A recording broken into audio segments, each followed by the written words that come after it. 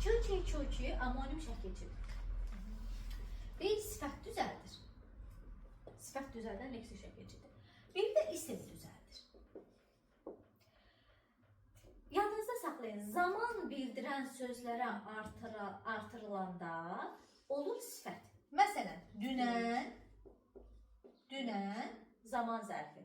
Dünənki hansı olur sifət. Və yaxud da axşamki hansı sifətdir. Amma dilimizdə sözlər var. Məsələn, bizimki, nə bilim, səninki, onunki. Başqa nə deyə bilərəm? Məsələn, əliminki və s. Bunlar sifət deyil.